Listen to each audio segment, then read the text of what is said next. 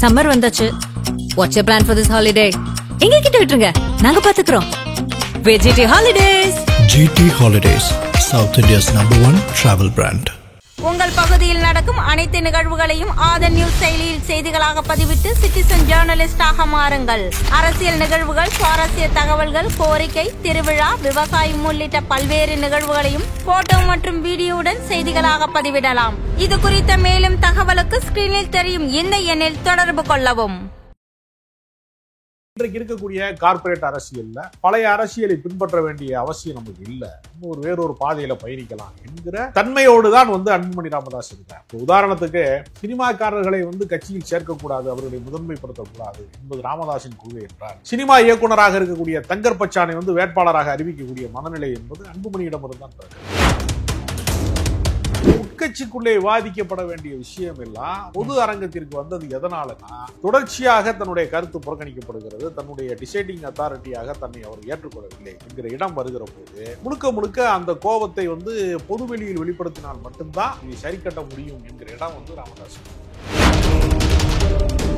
என்ன ஒரு ஆறுதல்னா, ஏற்கனவே பாட்டாளி மக்கள் கட்சிக்கு உள்ளேயே இருந்து கொண்டு அந்த எதிர்கருத்தை பேசிய பண்ருட்டி வேல்முருகன் மாதிரியான ஆட்கள் இருந்த போதெல்லாம் அப்புறப்படுத்த முடிந்த ராமதாஸ்னால தாம் பையனை ஒன்றும் பண்ண முடியல. இந்த மகனை என்ன செய்வது, அவரை செயல் தலைவராக வேண்டுமானால் இரு, எல்லாமே ஒரு திமுகவினுடைய ஃபாலோஅப் தான் சார். அப்படின்னா நீங்க சொல்றத பார்த்தா இது அப்பாவுக்கும் பையனுக்குமான ஒரு ஈகோ மோதல் நாம எடுத்துக்கலாமா? ஈகோ மோதல்னு கிடையாது, முழுமையாக என்னுடைய கட்டுப்பாட்டிலே தான் கட்சி இயங்க வேண்டும் என்று அன்புமணி ராமதாஸ் முடிவெடுத்து பனையூரிலே பேசியதற்கான ஆதாரபூர்வமான ஆடியோவே ரெக்கார்ட் ஆகி அவருக்கு போயிருச்சு தைலாபுரத்துக்கு. என்ன சார் சொல்றீங்க? அதனால இங்க என்ன நடக்குதுன்னா, பனையூரா தைலாபுரமா என்கிற ஒரு போட்டி நடந்து கொண்டிருக்கு. சார், அமித்ஷா வரக்கூடிய நேரத்துல இந்த மோதல்லாம் என்ன சிக்னல் சார் கொடுக்க விரும்புறாரு ராமதாஸ் அவர்கள்? பாஜகவோடு கூட்டணி போனதுனால மருத்துவரோடு பகை கொள்ளக்கூடிய அளவிற்கு அன்புமணி நம்ம மீது விசுவாசமாக இருக்கிறார் என்று அமித்ஷாவுக்கு தகவல் தெரிவிக்க வாய்ப்பு. நீங்க அதிமுக காரர்களா தைலாபுரத்துக்கு பேச்சுவார்த்தைக்கு வாங்க, பிஜேபி காரங்களா பனையூருக்கு வாங்க பேச்சுவார்த்தைக்கு என்று 2 கதவுகளை திறந்து வைத்திருக்கிறார்கள், 2 பாதைகளை திறந்து வைத்திருக்கிறார்கள். இதை பகையாக மாற்ற மாட்டார்கள், பேரத்தை கூட்டுவதற்கான அரசியலாகத்தான் இந்த முரண்பாட்டை ஒரு கூறுகிறார். மீறி ஒரு ரிபலாகலாம் மாற மாட்டார், மாற மாட்டார் என்றாலும் நடைமுறையில அவர் மாறிட்டார். எப்படி மாறிட்டாரு? அறிக்கையாக அவர் சொல்ல விரும்பலைனாலும், வெளிப்படையாக தெரிவிக்க விரும்பலைனாலும் கட்சிக்காரங்க மூலமா மெசேஜ் சொல்றாங்க. கட்சிக்காரர்கள் என் பக்கம் தான் இருக்கிறார்கள், நீங்க சொல்ற ஆட்கள் பழைய ஆட்கள் யாருமே இன்றைக்கு செயல்பாட்டில் இல்லை. ஆதனையர்களுக்கு அன்பு வணக்கம். இன்று நம்மோடு அரசியல் விமர்சகர் திருமிகு ராஜகம்பீரன் அவர்கள் உள்ளார். வணக்கம் ராஜகம்பீரன் சார். வணக்கம். பாமக இன்றைக்கு மிகப்பெரிய பேசுபொருளாக மாறி இருக்காங்க. பாமகவினுடைய தலைவராக இருந்த அன்புமணியை நான் செயல் தலைவராக நான் நியமிக்கிறேன், நிறுவனர் பிளஸ் தலைவர் நான் தான் அப்படின்னு ராமதாஸ் அவர்கள் ஒரு தடாலடியான முடிவை எடுத்திருக்காரு. இந்த கட்சிக்கு நிறுவனர் நான் மட்டும்தான், நான் ஒருபோதும் தலைவராக மாட்டேன்னு சொன்ன ராமதாஸ் அவர்கள் தன்னுடைய சத்தியத்தை மீறி தலைவராக இன்று பொறுப்பெடுத்திருக்காரு. இதற்கு என்ன காரணம்? குறிப்பாக அப்பாவுக்கும் பையனுக்கும் ஏதாவது பிரச்சனையா? ஏன் இந்த முடிவு எடுத்திருக்காரு? அதுவும் இல்லாம அமித்ஷா வேற இன்று இரவு சென்னை வருவதாக தகவல். அப்படி இருக்கக்கூடிய சூழல்ல பாமக பேசுலா மாறி இருக்காங்க. இந்த செய்தியை, இந்த பின்னணியை எப்படி சார் பாக்குறீங்க? பாமகவை தொடங்கிய நாள் தொட்டு அதை வளர்த்தெடுத்து அதை ஒரு அதிகார மையமாக மாற்றி வன்னியர்களுக்கான இடஒதுக்கீட்டில் இருந்து பல்வேறு சமூக நீதி போராட்டங்களை நடத்தி மொழி பிரச்சனையிலே மிக கவனம் செலுத்தி ஏறத்தாழ ஈழத்தமிழர்கள் அரசியலாக இருக்கட்டும், சுற்றுச்சூழல் அரசியலாக இருக்கட்டும், பெரிய அரசியல் கட்சிகள் தவறவிட்ட கோட்பாட்டு ரீதியான கொள்கை ரீதியான அரசியலையெல்லாம் கையில் எடுத்ததன் மூலமாக முற்போக்காளர்களை, சாதி மறுப்பாளர்களை எல்லாம் தொடக்க காலத்திலே பெரிய அளவிலே கவரக்கூடிய சக்தி மிக்கவராக மருத்துவர் ராமதாஸ் தன்னுடைய பயணத்தை தொடங்கினார். அப்படி சமூக நீதி பயணம், ஈழ அரசியல் என்றெல்லாம் தொடங்கப்பட்ட அவருடைய பயணம் அதிகார மையத்திற்குள்ளே போனதற்கு பின்பு அவர் சமரச போக்கை கையாண்டதனுடைய விளைவாக அவர் எதையெல்லாம் கடந்த காலங்களிலே உறுதிமொழியாக சொன்னாரோ அதையெல்லாம் நிறைவேற்ற முடியாதவராக, ஏறத்தாழ நான் என் குடும்பத்தை அரசியலுக்கு கொண்டு வர மாட்டேன் என்று சொன்னதாக இருக்கலாம், அதிமுகவோடு மாறி மாறி நான் கூட்டணி வைக்க மாட்டேன் என்பதை அவருக்கே உரிய பாணியிலே கொச்சையாக சொன்னதாக இருக்கலாம். இப்படி பல விஷயங்களிலே அவர் பல முரண்பாடுகளை முன்வைத்தவராகவே இருக்கிறார். சரி, இப்படிப்பட்ட ராமதாஸ் தன்னுடைய மகனை அரசியலுக்கு கொண்டு அவரை அமைச்சராக்கி, சுகாதாரத்துறை அமைச்சராக்கி, அழகு பார்த்து எல்லாம் பண்ணிட்டார். எப்பொழுதுமே கட்சியை வந்து சாதாரண நிலையில இருந்து நகர்த்தி கொண்டு போனவர்களுக்கு தான் அதனுடைய பரிணாம வளர்ச்சி வந்து புரியும். ஆமா, எடுத்த எடுப்பிலேயே அதிகார மையத்திற்கு வருகிறவர்களுக்கு கட்சியினுடைய அடித்தளத்திலே என்ன நடக்கிறது, கட்சியினுடைய வேர்களாக வேலை செய்கிறவர்களுடைய விஷயங்கள் என்னவாக இருக்க போகிறது என்பதையெல்லாம் முழுமையாக உள்வாங்குகிற சக்தி என்பது இருக்காது. சரி, அதை மீறி இன்றைக்கு இருக்கக்கூடிய கார்ப்பரேட் அரசியல்ல பழைய அரசியலை பின்பற்ற வேண்டிய அவசியம் நமக்கு இல்லை, நம்ம ஒரு வேறொரு பாதையில பயணிக்கலாம் என்கிற தன்மையோடு தான் வந்து அன்புமணி ராமதாஸ் இருக்கார். உதாரணத்துக்கு சினிமாக்காரர்களை வந்து கட்சியில் சேர்க்கக்கூடாது, அவர்களை முதன்மைப்படுத்தக்கூடாது என்பது ராமதாஸின் கொள்கை என்றால், சினிமா இயக்குனராக இருக்கக்கூடிய தங்கர் பச்சானை வந்து வேட்பாளராக அறிவிக்கக்கூடிய மனநிலை என்பது அன்புமணியிடமிருந்து தான் பிறக்கிறது. அப்ப எல்லா விஷயத்திலையும் இப்ப அன்புமணியினுடைய மகள் வந்து ஒரு சினிமா தயாரிப்பாளராக மாறி நிற்கிறார். ஆமா. அப்ப இவருடைய பாதை என்பது பாமக எதிர்த்த ரஜினிகாந்த் கிட்ட போய் ஆசி வாங்குறாங்க. அதே மாதிரி அவர் எடுத்த அரசியல் வந்து ராமதாஸ் அவர்கள் வந்து பல வெற்றிகளை பார்த்தார். அவர் எம்ஜிஆர் காலத்திலே வந்து ஒரு பெரிய போராட்டத்தை, இடஒதுக்கீடு போராட்டத்தை அவர் தொடங்கினார். கலைஞர் காலத்திலே வந்து அது வந்து பெரிய வெற்றி பெற்று அங்கீகாரம் பெற்றார். மாநில அளவிலேயும் நிறைய எம்எல்ஏக்களை உருவாக்கக்கூடிய இடம் அதிலே உருவானது. அதே மாதிரி வந்து நாடாளுமன்றத்திலையும் அன்புமணி ராமதாஸ் மட்டுமல்ல, பல பேர் ஏகே மூர்த்தியும் பல பேர் வந்து அமைச்சர்களாக ஆனார்கள். ஒரு பெரிய வலிமை மிக்க சக்தி என்பதையும் சமூக கட்டமைப்புல வந்து தங்களுடைய வாக்கு வங்கி எந்த கூட்டணிக்கு போனாலும் சிதறாமல் அப்படியே வந்து ஒரு சீரோடு கட்டமைப்போடு இருக்கக்கூடிய ஒரு அமைப்பு என்பதையெல்லாம் அவங்க நிரூபிச்சிட்டாங்க. ஆனால் அவர்களுடைய அரசியல் வந்து எங்கு ஒரு பெரிய பின்னடைவை சந்திக்கிறதுனா, ஏறத்தாழ வந்து அவர்கள் ஈழ அரசியல் வந்து அந்த இறுதி யுத்தத்திற்கு பின்பு ஒரு பெரிய பின்னடைவை சந்தித்ததற்கு பின்பு அரசியல்ல வந்து முன்னோக்கி நகர முடியாத ஒரு தேக்க நிலை அவர்களுக்கு வந்தபோது அவங்க என்ன செஞ்சிட்டாங்கன்னா, அவங்க கையில் எடுத்த ஆயுதமாக வந்து மீண்டும் வந்து வன்னியர் சங்கத்தினுடைய பிரச்சனைகளை வந்து கையில் எடுப்பது, காதல் திருமணங்களை வந்து எதிர்த்து நாடக காதல் என்று சொன்னது, அது தனிப்பட்ட தனிநபருடைய விருப்பு வெறுப்பின் அடிப்படையில் நடக்கக்கூடிய விஷயங்களுக்காக வந்து சில கலவரங்கள் வந்து தருமபுரி மாவட்டத்திலே வந்து 3 கிராமங்கள் தீ வைத்து கொளுத்தப்பட்டது. இதெல்லாம் வந்து என்ன ஆயிடுச்சுன்னா, அவருக்கு ஏற்கனவே இருந்த எல்லா இமேஜையும் சரித்து விட்டது. அதை தாண்டி தருமபுரியில வந்து அன்புமணிலாம் ஜெயித்தாலும் கூட அந்த கட்சிக்கு வன்னியர் ஓட்டு அந்நியருக்கு இல்லைன்னா அவங்க பேசுறாங்க. பிற சமூகங்கள் வந்து நேசிக்கக்கூடிய விரும்பக்கூடிய இடத்துல வன்னியர் சமூகம் இல்லாமல் போகிறதோ, பாட்டாளி மக்கள் கட்சி இல்லாமல் போகிறதோ என்கிற இடம் வந்து அவர்களுக்கு தனிமை அரசியலில் தனிமைப்படுத்தக்கூடிய ஒரு இடம். ஓகே, ஆன்டி வன்னியர் ஓட்டெல்லாம் வந்து அவங்களுக்கு எதிராக இருக்கிறது. தன்னுடைய சாதியை தவிர மிச்ச சாதியை வந்து ஏற்காத ஒரு மனநிலை இருக்கிறத வந்து பிற சாதி ஒழிப்புங்கிற மாதிரியான ஒரு மனநிலை உருவாகிவிட்டது. இந்த கட்டத்துல கடந்த நாடாளுமன்ற தேர்தல்ல அன்புமணி அவர்கள் வந்து பாஜக பக்கம் போக வேண்டும் என்று முடிவெடுத்த போது அதிமுகவோடு தான் கூட்டணி வைக்க வேண்டும் என்பது மருத்துவருடைய கருத்தாக, சீனியருடைய விருப்பம், ஏடிஎம்கே கூட போகணுங்கிறது. அதை வந்து அவர் கேட்கல, ஜூனியர் கேட்கல. ஆமா, கேட்கல.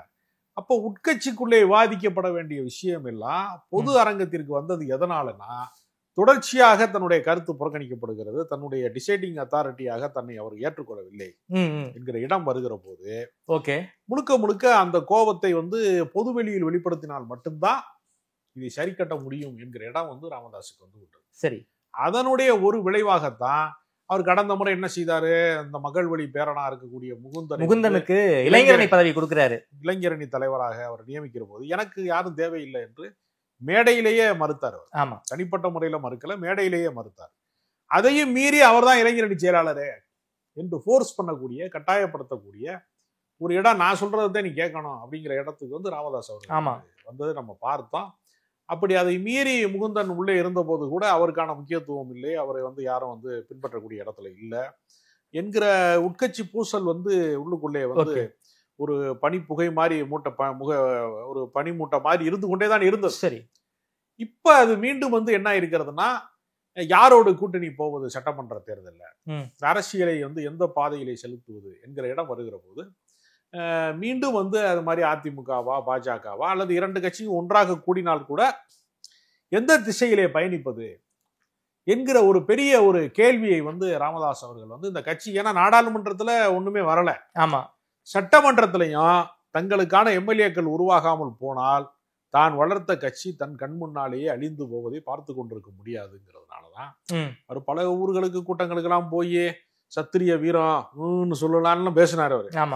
அதெல்லாம் இன்னைக்கு எடுபடாது. அதெல்லாம் 80களினுடைய அரசியல், நவீன தொழில்நுட்பம் வளர்ந்துருச்சு, தகவல் தொழில்நுட்பம் வளர்ந்துருச்சு, இன்றைக்கு அறிவியல் சாதனங்கள் வந்து அதிகமாயிருச்சு. இப்போ வந்து ஒரு குறிப்பிட்ட சமூகத்தை வந்து நீ தான் வந்து சத்திரியன், நீ தான் வீரன்னு சொன்னா அந்த சமூகத்துல இருக்கிறவனே வேலை வாய்ப்பு, கல்வி, அவனுடைய அதிகார போட்டி, இன்னைக்கு இருக்கக்கூடிய வாழ்க்கை நிலை சார்ந்து சிந்திப்பானே தவிர இதையெல்லாம் நம்பக்கூடிய இடத்துல வந்து இன்றைய இளைஞர்கள், அந்த சமூகத்தின் இளைஞர்களே கூட ஏற்றுக்கொள்ளக்கூடிய இடத்துல வந்து எல்லாரும் வந்து சேர முடியாது. ஓகே, என்ன ஒரு ஆறுதல்னா, ஏற்கனவே பாட்டாளி மக்கள் கட்சிக்கு உள்ளேயே இருந்து கொண்டு அந்த எதிர்கருத்தை பேசிய பண்ருட்டி வேல்முருகன் மாதிரியான ஆட்கள் இருந்த போதெல்லாம் அப்புறப்படுத்த முடிந்த ராமதாஸ்னால தான் பையனை ஒன்றும் பண்ண முடியல. இந்த மகனை வந்து என்ன செய்வது, அவரை வந்து செயல் தலைவராக வேண்டுமானால் எல்லாமே ஒரு திமுகவினுடைய ஃபாலோ அப் தான். இது எல்லாம் ஆமா, திமுக வந்து எதையெல்லாம் பின்பற்றியதோ கடந்த காலங்கள் அதுதான் செயல் தலைவர் என்பதெல்லாம்.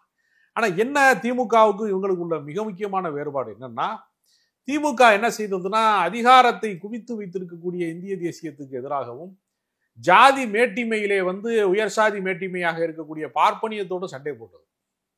இவங்க அதுக்கு நேர்மாறாக தங்களை விட தாழ்ந்து கிடக்கிற, ஒடுக்கப்பட்டு கிடக்கிற பட்டியலின மக்களுக்கும் படையாட்சிகளுக்குமான பகையை வளர்த்ததாக இருக்கிறது. அது தன்னை விட தகுதி, அதாவது என்ன சொல்லுவதுன்னா தாழ்ந்து கிடக்கிற, எல்லா வகையிலும் பின்தங்கி கிடக்கிறவர்களோடு போர் செய்கிற ஒரு முறையையும், இன்னொன்று வந்து இது மாதிரி வந்து ஒரு அதிகார மையத்துக்கு எதிரான அரசியலை வந்து ஒன்றுருக்கு. ஏன்னா நீங்க பல அரசியலை அவங்க கடந்த காலங்களில் முன்னெடுத்தவங்க.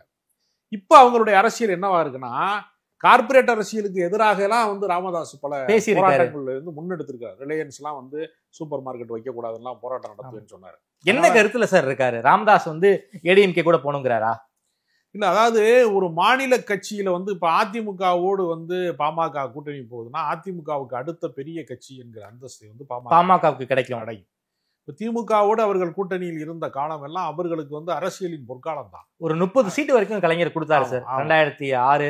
அந்த வலிமை வந்து அவர்கள் எங்கே வந்து இழந்தார்கள் அப்படின்னு பார்க்கும்போது, அவர்களுக்கு வந்து தேசிய அரசியலோடு அவங்க மத்திய அமைச்சரவை எல்லாம் பங்கேற்றாலும் கூட தேசிய அரசியலோடு அவர்கள் வந்து கலக்கிற போது அவர்கள் தனித்தன்மையை வந்து ஏறத்தாழ வந்து இழந்துட்டாங்க. சரி, ஒரு பகுதி சார்ந்த, ஒரு வட்டாரம் சார்ந்த, பாமக என்ன வடக்கு மண்டலத்தை மட்டும் தான் அவங்க இருப்பாங்க அப்படிங்கிற ஒரு அரசியல் முகத்தை வந்து அவங்க தென் மாவட்டங்கள்லயும் அவரால் பரவ முடியல. சார், அப்படின்னா நீங்க சொல்றதை பார்த்தா இது அப்பாவுக்கும் பையனுக்குமான ஒரு ஈகோ மோதல் நாம எடுத்துக்கலாமா?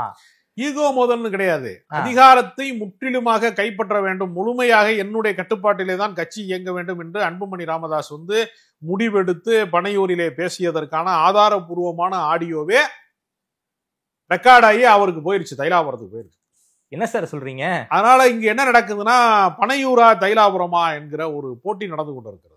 லாஸ்ட் டைம் அந்த டிசம்பர் பொதுக்குழுலயே நீங்க வந்து என்ன சந்திக்கணும், நேரா பனையூருக்கு வாங்கன்னு அந்த மீட்டிங்கே ஓபன் மைக்லயே வெளிப்படையாகவே வந்து இதை பின்பற்ற வேணாம், தைலாபுரம் நீங்க முகுந்தனை ஏத்துக்காதீங்க, நேரா பனையூர் வாங்க பேசலாம். தைலாபுரம் வந்து உங்களுக்கு காலாவதி ஆகிவிட்ட ஒரு அரசியல் ஆகிவிட்டது.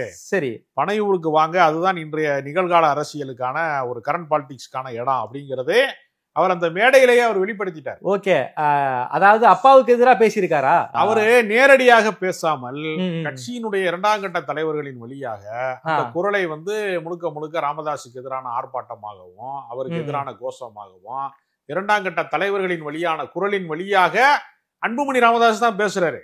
சரி, ஆனா நம்ம நேரடியா கேட்டுருவோம். இப்ப நீங்க கேக்குறீங்கல்ல, அப்பாவுக்கு மகனுக்கு சண்டையாங்கிற மாதிரி வந்துவிடக் கூடாது என்பதற்காக அந்த கருத்து வந்து கட்சிக்காரர்களின் கருத்து, 2ஆம் கட்ட தலைவர்களின் கருத்து, மாவட்ட செயலாளர்களின் கருத்து, கட்சியின் முதன்மை பொறுப்பாளர்களின் கருத்து என்கிற ஒரு போக்கை வந்து உருவாக்குவதற்கு, அந்த தோற்றத்தை உருவாக்குவதற்கு அவர் அன்புமணி முயற்சி செய்து கொண்டே இருக்கிறார். அப்பாவுக்கு சண்டை போட்டு முருகன் வந்து பழனிக்கு வந்த மாதிரி அப்பாவோட சண்டை இருக்கிற எல்லாருமே பனையூருக்கு வந்துடுறாங்க போல இருக்கே. இல்ல, அதாவது நீங்க விஜயை குறிப்பிடுறீங்கன்னு நினைக்கிறேன். விஜயுடைய அரசியலை வந்து முதல் கட்டமாக செதுக்கியது SCSC தான். ஆமா, ஆனா ஒரு கட்டத்துக்கு மேல அதீதமான வெற்றி அடைகிறவர்கள், அதிகமான உயரங்களை அடைகிறவர்கள் பழைய ஆட்கள் சொல்றதை கேட்க மாட்டாங்க. ஓகே சார், குறிப்பா நீங்க சொல்றது எனக்கு இன்னொரு கருத்து தோணுது. அதாவது கட்சிக்காரர்கள் மூலமாக ஐயா நமக்கு தேவையில்ல, சின்னையா நமக்கு போதும், சின்னையா வச்சு நான் வந்து கட்சியை மூவ் பண்ணலாம் அப்படிங்கிற ஒரு மைண்ட் செட்டை வந்து கட்சிக்குள்ளேயே வந்து அன்புமணி அவர்கள் உருவாக்குறாரா? அது மருத்துவர் ராமதாஸ் அவர்களுக்கு வயது மூப்பு காரணமாக இயங்க முடியாத நிலை இருக்கிறது. ஆமா, அவர் அமர்ந்த நிலையிலே தான் வந்து பேசக்கூட முடியாது, பயணங்கள் செய்ய முடியாத நிலை இருக்கிறது. அப்படி இருக்கிற போது அவர் சொல்வதைத்தான் கேட்க வேண்டும் என்று சொல்வதில் அவருக்கு நிகழ்கால அரசியலுடைய அப்டேட் வந்து அவரிடத்துல இல்லை என்பது அன்புமணி ராமதாஸ் கருதுறாரு சார். ஆனா அறிக்கையெல்லாம் பாக்குறீங்களா, ரெலவெண்டா தானே சார் இருக்கு? இல்ல, அதாவது இவர் என்ன நினைக்கிறாருன்னா, அன்புமணி தலைமை பொறுப்புக்கு வந்ததற்கு பின்பு இந்த கட்சி வந்து முன்னேற்றத்தை நோக்கி போகவே இல்லை. மாற்றம், முன்னேற்றம், அன்புமணி என்று நாம் விளம்பரம் கொடுத்தமே தவிர கட்சி முன்னோக்கி போவதற்கு பதிலாக பின்னோக்கி போய் மிகப்பெரிய பின்னடைவைத்தான் சந்தித்திருக்கிறது. அதற்கான ராஜதந்திரம் அவரிடம் இல்லை. தன்னை போல வந்து அரசியலிலே வந்து ஒரு பழுத்த அனுபவம், ஒரு ராஜதந்திரத்தோடு அணுகக்கூடிய தன்மை என்பது அன்புமணி கிட்ட இல்ல அப்படின்னு ராமதாஸ் நினைக்கிறாரு. பாமகவை ஒரு தோல்வியின் முகமாக மாற்றியதே வந்து அன்புமணியினுடைய கருத்து தான். அவருடைய முடிவுகள் தவறாக இருக்கிறது தான் காரணம். எனவே நாம் அவருக்கு அந்த இடத்தை கொடுத்தாலும் கட்சி நடத்துவதற்கான அந்த தகுதி அவருக்கு வந்து போதுமானதாக இல்லை. அவரிடத்திலே ஒரு தலைமை பண்புக்கான ஒரு போதாமை இருக்கிறது என்பதை மருத்துவர் ராமதாஸ் வந்து சொல்லாமல் சொல்லுகிறார். நேரடியாக சொல்ல முடியல. ஏன்னா வெளியே வேற கட்சியினுடைய வேறு பிரமுகர்களாக இருந்தால் அவர்கள் வந்து வேரோடு அவர்களை வீழ்த்தி விடுவார்கள். சொந்த கட்சி, சொந்த பையன். அதனால இந்த முரண்பாட்டினுடைய மைய புள்ளியாக குடும்பம் இருக்கிற காரணத்தினால அவர்களால வந்து அது முற்றிலுமாக அகற்ற முடியாத சிக்கல் இருக்கிறது. அதைத்தான் வந்து அவர் வந்து இந்த நான் தான் தலைவர் என்று சொல்வதன் வழியாக இடத்தை 2 பேருக்குமே போட்டி வந்து விட்டது. அப்ப ஒற்றை தலைமை பிரச்சனை வந்து நீங்க அதிமுக கிடையாது. எல்லா கட்சியிலையுமே அதிகாரம் எனக்குத்தான் வேண்டும், என் தலைமையில் தான் கட்சி இயங்க வேண்டும், எனக்கு மாற்று கருத்து இருக்கக்கூடாது என்கிற ஒரு மனநிலை இருக்கு. சார், அமித்ஷா வரக்கூடிய நேரத்துல இந்த மோதல்லாம் என்ன சிக்னல் சார் கொடுக்க விரும்புறாரு ராமதாஸ் அவர்கள்? பாஜகவோடு கூட்டணி போனதுனால மருத்துவரோடு பகை கொள்ளக்கூடிய அளவிற்கு அன்புமணி நம்ம மீது விசுவாசமாக இருக்கிறார் என்று அமித்ஷாவுக்கு வந்து தகவல் தெரிவிக்கக்கூடிய வாய்ப்பு இருக்கிறது. இன்னொரு பக்கம் வந்து அதிமுக கூட்டணி தான் வேண்டும் என்று மருத்துவர் ராமதாஸ் சொல்லுகிறார் என்று சொல்வதன் மூலமாக எடப்பாடி பழனிசாமி போன்றவர்கள் மனம் குளிர்வதற்கு மருத்துவருடைய அறிக்கைகளும் அவருடைய நோக்கங்களும் வந்து அது ஒரு தரப்பு அரசியலுக்கான கதவை திறக்கிறது. சார், லாஸ்ட் 2 அறிக்கை பாத்தீங்களா? இந்த கவர்னர் சம்பந்தப்பட்ட அறிக்கையை வந்து திமுக பாராட்டி இருக்காரு ஐயா.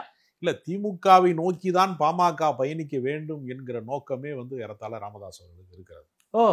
அது நடக்காமல் போனதற்கு இந்த விடுதலை சிறுத்தைகள் கட்சியினுடைய கூட்டணி வந்து அங்கு வந்து உறுதிப்பட்டதனால வந்து அவர்கள் எப்படியாவது விடுதலை சிறுத்தைகள் முரண்பாடு வந்த போதெல்லாம் எப்படியாவது வந்து திருமாவளவன் வெளியேறி விடுவார், பாமக உள்ளே வந்துவிடும் என்றுதான் அவர் நினைத்தார். ஆமா, அதுக்கு வாய்ப்பு இல்லாம அதற்கான வாசல் திறக்காமல் போனது. ஜனநாயக சக்தியாக திருமாவளவன் வந்து ஒரு அகற்ற முடியாத, மறுக்க முடியாத ஒரு சக்தியாக மாறிக்கொண்டே இருக்கும் போது ஜனநாயக பண்புக்கு நேர் எதிரானவர்களாக தங்களை மாற்றிக்கொண்டு விட்டாரோ என்கிற கேள்வி வந்து அன்புமணி மீதான விமர்சனம் வந்து கடுமையான கோபம் வந்து இருக்கு ராமதாஸுக்கு இருக்கு. ஆனால் கட்சிக்குள்ள இருந்து அன்புமணியை நீக்கியது தவறு, அவர் செயல் தலைவராக டீப்ரமோஷன் செஞ்சது தவறு அப்படின்னு சொல்லி அந்த கட்சியுடைய பொருளாளர் திலகபாமா அவர்கள் தன்னுடைய எக்ஸ் பக்கத்துல பதிவு போட்டிருக்காங்க. இந்த திண்டிவனத்துல பாமகவினர் கொடி பிடிச்சு ஆர்ப்பாட்டம் பண்றாங்க, தலைமைக்கு எதிராக ஆர்ப்பாட்டம் பண்றாங்க. அதெல்லாம் பார்க்கும்போது அன்புமணி பக்கம் தான் கட்சி இருக்கு, அன்புமணி பக்கம் தான் 2ஆம் கட்ட தலைவர்கள் இருக்காங்க நாம் எடுத்துக்கலாம் இல்லையா சார்?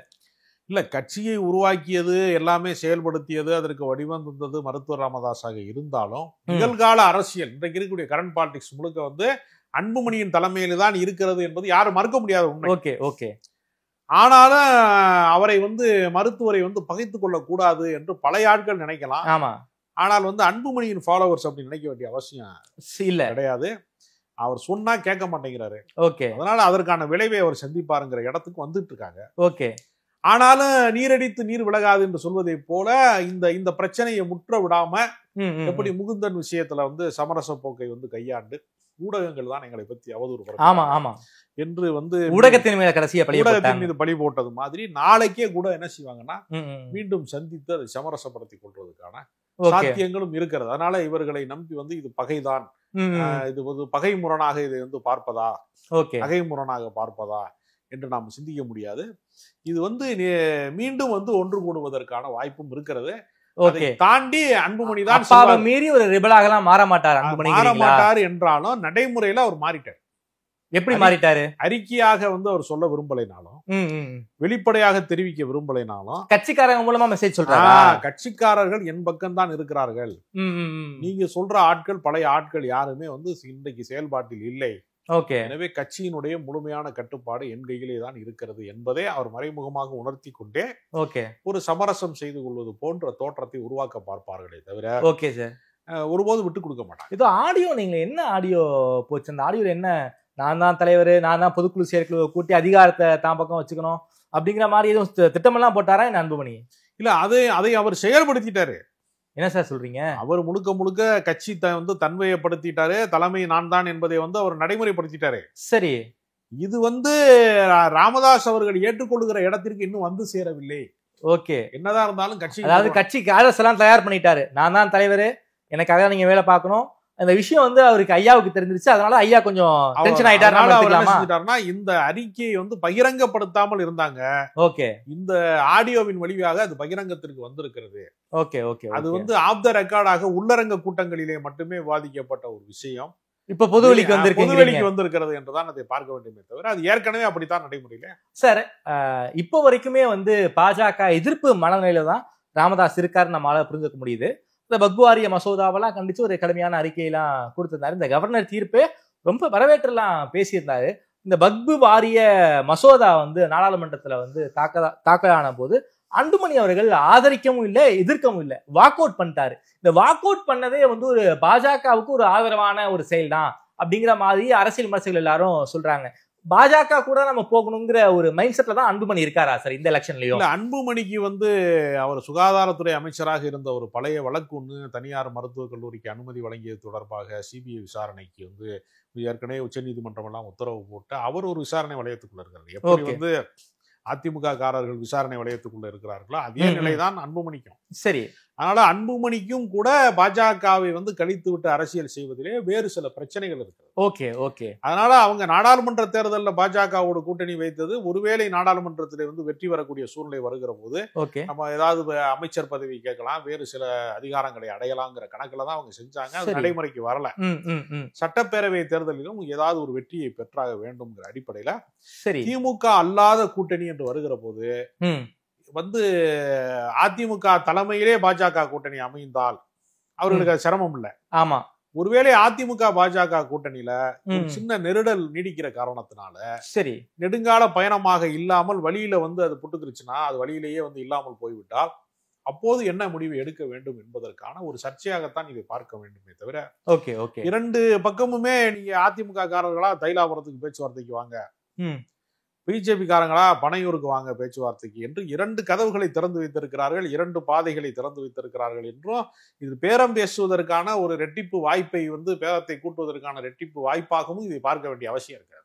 ஏன்னா கடந்த கால நாடாளுமன்ற தேர்தலின் போது பாஜகவோடும் பேசினாங்க, அதிமுகவோடும் பாமக இரண்டு தரப்புக்குமே பேசுவார்கள். கடைசி நேரத்தில் அதிரடியாக இன்னொரு எதிர் முடிவை வந்து யாரும் எதிர்பார்க்காத முடிவை எடுக்கக்கூடியவர்கள், எதிர்பாராத பாமகவினுடைய ஸ்டைலே வந்து என்னன்னா பேரத்தை கூட்டுகிற அரசியல் தான். வந்து இதை வந்து பகையாக மாற்ற மாட்டார்கள், பேரத்தை கூட்டுவதற்கான அரசியலாகத்தான் இந்த முரண்பாட்டை அவர்கள் கூறுதிட்டிக் கொள்வார்கள். ஓகே சார், கடந்த நாடாளுமன்ற தேர்தலில் பொறுத்த வரைக்கும் நாம பாமக வந்து பாஜக கூட போகக்கூடாது, அதிமுக கூட தான் போகணுங்கிற ஒரு விருப்பம் வந்து சீனியருக்கு இருந்துச்சு. ஜூனியர் வந்து பிஜேபி கூட போகணுங்கிற ஒரு விருப்பம் தான் வந்திருக்கு.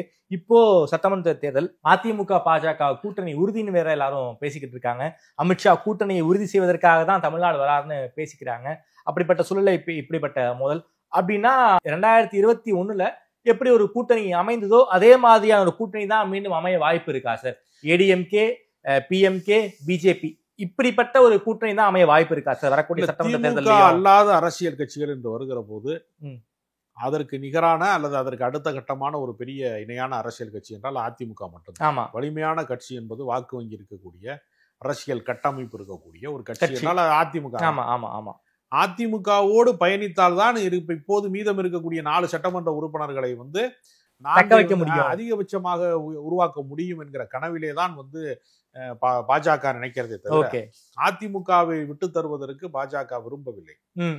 ஒருவேளை வந்து அதிமுக விலகி சென்று விட்டால் தமிழ்நாட்டிலே பாஜக போட்ட திட்டங்கள் எதுவுமே பலிக்காது, எந்த அரசியலுமே அடுத்த கட்டத்தை நோக்கி நகராது. எடப்பாடிக்கு பாஜகவோட கூட்டணி வைப்பதில் விருப்பம் இல்லைங்கிறீங்களா? ஆள் மனதில் அவருக்கு விருப்பம் இல்ல, ஆனாலும் இரண்டாம் கட்ட தலைவர்களுக்கு விருப்பம். ஆனால் இரண்டாம் கட்ட தலைவர்களுக்கு விருப்பம் என்று சொல்வதை விட விசாரணை அமைப்புகளுக்கு, அமலாக்கத்துறைக்கு, வருமான வரித்துறைக்கு, தேர்தல் ஆணையம் இரட்டை இலையை பறித்து விடுவார்களோ என்கிற அச்சத்தின் காரணமாகத்தான் பணிந்து போய் அமித்ஷாவை பார்ப்பதற்கு டெல்லி வரைக்கும் பயணப்படுகிறார்களே தவிர அதிமுகவினுடைய பொதுச் செயலாளர்களை தொடங்கி கட்சியினுடைய கடைநிலை தொண்டர் வரைக்கும் யாருக்குமே பாஜகவோடு மீண்டும் வந்து அதிமுக இணைவது குறித்து ஒரு பெரிய அளவிலே வந்து ஒரு அபிமானம் இல்லை. பெரிய அபிப்பிராயங்கள் எதுவுமே இல்லை. ஒருவேளை அதை மீறி கூட்டணி கண்டால் கூட கீழே அடித்தட்டில் இருக்கக்கூடிய தொண்டர்களுக்கு இந்த கூட்டணி வந்து ஒரு ஆர்கானிக் கூட்டணியாக அமையுமா, இயல்பான கூட்டணியாக அமையுமா என்பதுல கூட மிகப்பெரிய முரண்பாடுகள் அதுக்குள்ள இருக்கிறது. சரி, ஆனாலும் வழக்குகளுக்கு அஞ்சி, சிறைச்சாலைக்கு அஞ்சி, வேறு சில பிரச்சனைகளுக்கு அஞ்சி தான் இவர்கள் வந்து இந்த ஒப்பந்தத்துக்குள்ளே போகிறார்களே தவிர, ஓகே, நிச்சயமாக எடப்பாடி பழனிசாமி கடைசி நேரத்திலே கூட ஒரு ஏதாவது தொகுதி உடன்பாடு வருகிறது, ஏதாவது ஒரு குழப்பம் வருகிறது என்றால் கூட அதை பயன்படுத்தி கொள்பவராகத்தான் இருப்பாரே தவிர, முழுமையாக சரணடைவது அப்படிங்கிற இடத்தை நோக்கி அமித்ஷா தான் நகர்த்துகிறார். இவர் வந்து அமித்ஷாவை சந்தித்ததற்கு பின்பு கூட நாங்கள் அங்கு கூட்டணி என்று சொல்லல, தேர்தலுக்கு இன்னும் காலம் இருக்கிறது என்று விடா கொண்டேன் மாதிரி தான் பேசினார். ஆமா, ஆனா அமித்ஷா தான் வந்து என்டிஏ கூட்டணி அமையும்னு ட்வீட் போட்டாரு. அவருக்கு வேறு வழி இல்ல. பாஜகவுக்கு வந்து தமிழ்நாட்டில் வந்து திராவிட கட்சிகளின் தயவு இல்லாமல் யாரும் சட்டமன்றம் போக முடியாது. ஏற்கனவே திமுக, அதிமுக என்று மாறி மாறி கூட்டணி வைத்துதான் குறைந்தபட்ச அடையாளங்களை பெற்றிருக்கிறார்கள். எனவே திராவிட இயக்கத்திலே இருந்து வந்த நயினார் நாகேந்திரன் மாதிரி ஒருவர் இருந்தால் தான் வந்து கட்சி வந்து அடுத்த கட்டத்துக்கு நகரும் என்று பாஜகவிலே ஒரு அரசியல் கணக்கு போடுகிறார்கள். அந்த அடிப்படையிலே அண்ணாமலை போன்றவர்கள் எல்லாம் வந்து வாய்ச்சவுடாலாக எவ்வளவு பேசினாலும் நடைமுறையிலே தேர்தல் அரசியலிலே அவர்கள் பெரிய வெற்றியை பெற முடியவில்லை. சார், கடைசி நேரத்துல கூட எடப்பாடி இந்த தொகுதி பங்கீடுல கூட அதிமுக கூட்டணியை முடிச்சிருவாரு அப்படின்னு நீங்க சொல்றீங்க. பாஜக மாநில தலைவருக்கான தேர்தலுக்கான வேட்புமனு நாளைக்கு தொடங்க போகுது. அது கண்டிஷன்ஸ் எல்லாம் வச்சு பார்க்கும்போது ஒரு 10 வருஷ பாஜக உறுப்பினராக இருக்கணும், ஒரு 3 பருவம் உறுப்பினராக இருக்கணும் அப்படிங்கிற கண்டிஷன்லாம் போட்டிருக்காங்க. இப்பேற்பட்ட கண்டிஷன் வந்து அண்ணாமலைக்கு பொருந்தாது, நயினாருக்கு பொருந்தாது, யார் சீனியரா இருக்காங்களோ அவங்களுக்கு தான் பொருந்தும் அப்படிங்கிற மாதிரியான செய்திகள்லாம் வந்துகிட்டு இருக்கு. ஸோ இந்த அதிமுக பாஜக கூட்டணிக்காக அண்ணாமலைக்கு காவு கொடுக்கப்படுறதா நம்ம எடுத்துக்கலாம் இல்லையா? அதிமுக கூட்டணியை வந்து நாடாளுமன்ற தேர்தலில் முடிப்பதற்கு அண்ணாமலை காரணமாக இருந்ததன் மூலமாக பாஜகவிற்கு ஒரு தேர்தல் அரசியலிலே ஒரு மாபெரும் துரோகத்தை வந்து அண்ணாமலை இழைத்து விட்டார். இதுதான் வந்து அந்த கட்சியினுடைய முன்னோடிகளின் கருத்தாக இருக்கிறது. அவர் கட்சியை நடத்துகிற முறையே வந்து ஜனநாயக பண்பற்றதாக வந்து அதிரடி அரசியலை பண்ணுவதெல்லாம் வந்து ஒரு ஊடக பரபரப்புக்கு வேண்டுமானால் உதவுமே தவிர மக்களுடைய நம்பகத்தன்மையை பெறுவது என்ற ஒரு அரசியல் ஒன்று இருக்கிறது. அந்த நேச்சர் வந்து அண்ணாமலையிடம் கிடையாது. அண்ணாமலை வந்து ஒரு அதிரடி அரசியல்வாதியாக, ஒரு ஐபிஎஸ் அதிகாரி வந்து அதிரடி நடவடிக்கை எடுக்கிறார் என்பது வந்து நிர்வாகத்துக்கு வேண்டுமானால் சிறப்பானதாக தெரியலாம். ஆனா அரசியலுக்கு சரி, அரசியலை பொறுத்தவரையில ஜனநாயக பண்பு, ஒரு மென்மையான மனம் கொண்டவராக இருக்கிறாரா, அவர் வந்து ஜனநாயக பண்பு கொண்டவராக இருக்கிறாரா, திறந்த மனதோடு உரையாடக்கூடியவராக இருக்கிறாரா என்பதையெல்லாம் மக்கள் பார்ப்பார்கள். தலைமை பண்புக்கு வந்து அண்ணாமலைக்கு வந்து அதிரடி அரசியல் தன்மை தான் இருக்கிறதே தவிர ஜனநாயக பண்பு என்பது மிக குறைவாக இருக்கிறது. அவரை தூக்கி சுமப்பதன் மூலமாக பாஜகவுக்கு தேர்தல் அரசியலிலே எந்த ஆதாயமும் நிகழாது. அண்ணாமலை மாற்றப்படுகிறார் நம்ம எடுத்துக்கலாமா? அதுல என்ன எந்த சந்தேகமும் கிடையாது. அவரை மீண்டும் ஒருவேளை வந்து அவரே இருக்க வேண்டும் என்று யாராவது சொன்னால் பாஜகவிற்கு அது ஒரு பெரிய பின்னடைவை தான் வந்து நடைமுறையிலே தருமே தவிர. யார் சார் புதிய தலைவரா வருவதற்கு வாய்ப்பு இருக்கு? நயினார் நாகேந்திரனுக்கு அதிகபட்ச வாய்ப்பு இருப்பதாக அவருடைய ஆதரவாளர்கள் மட்டுமல்ல, பொது ஊடகவியலாளர்கள் பல பேர். அந்த கண்டிஷனை பாத்தீங்களா? அந்த கண்டிஷன்லயும் நயினார் வருவதில் ஒரு சிக்கல் இருக்கு. அதுவும் இல்லாம ஏடிஎம்கேல இருந்து வந்தவர் அப்படிங்கிற ஒரு பார்வையும் இருக்கே சார் நயினார் மேல. ஏடிஎம்கேல இருந்து வந்ததுதான் அவருக்கு இருக்க ஒரே ஒரு பிளஸ். ஏன்னால் திராவிட இயக்கத்தில இருந்து வந்தவர்கள் தேசிய கட்சியில பணியாற்றுகிற போது அவங்களுக்கு ஒரு அதிரடி அரசியலை தாண்டி எந்த மாதிரி வந்து வாக்கு வங்கியை வந்து கவர்வது, எப்படி தேர்தல் அரசியலை வந்து அணுகுவது என்பதற்கு ஒரு பக்குவம் இருக்கும். சரி, நீங்க கடந்த காலத்திலே கூட காங்கிரஸ் கட்சியில வந்து திராவிட இயக்கத்திலே இருந்து வந்தவர்கள் செய்த அரசியல் வந்து வெற்றி பெற்றிருக்கிறது. அதனால திராவிட அரசியல் என்பது தமிழ்நாட்டு மண்ணுக்கு ரொம்ப நெருக்கமானதாக இருக்கிற காரணத்தினால நயினார் நாகேந்திரன் போன்றவர்கள் வந்து பாஜகவுக்கு தலைமையாக வருவது என்பதுதான் நடைமுறைக்கு பொருத்தமானதாக இருக்கும். தேர்தல் அரசியலுக்கு வந்து வெற்றியை பெற்றுத்தருமே தவிர அதிரடியாக டாம் டவுன் பேசுறது மூலமாலாம் ஒரு சோசியல் மீடியா ட்ரெண்டிங் ஆகலாமே தவிர நிச்சயமாக அது வாக்கு வங்கிக்கு உதவியே. குறிப்பாக இந்த பாமக விஷயம் தொடர்பாக பல்வேறு விஷயங்களை பற்றி ரொம்ப விரிவாக பேசியிருக்கீங்க. கட்சியவே ஹைஜாக் பண்ணி தான் வந்து ஒரு தலைவர் ஆகிடலாம், அந்த ஆடியோலாம் வந்து சீனியருக்கு தெரிஞ்சு தான் இப்பேற்பட்ட ஒரு முடிவை எடுத்திருக்காரு. அதன் காரணமாக தான் அன்புமணியை வந்து ஒரு செயல் தலைவராக போட்டுட்டு அவரே நிறுவனராகவும் தலைவராகவும் ராமதாசையா மாறி இருக்காருங்கிற பின்னணியை பற்றி ரொம்ப விரிவாக பேசியிருக்கீங்க. அது மட்டும் இல்லாமல் நீரடித்து நீர் விலகாது என்பது போல இது ஒரு சண்டை தான். இந்த சண்டையை காரணமாக வச்சுக்கிட்டு சீட்டு பேரங்களை வந்து அதிகமாக வாங்குவதற்கு இது வந்து ஒரு வழிவகைன்னு உங்களுடைய அரசியல் பார்வையை ரொம்ப விரிவாக வச்சிருக்கீங்க. நேரில் இருந்து நேரம் கொடுத்து பேசியமைக்கு நன்றி ராஜகம்பீரன் சார்.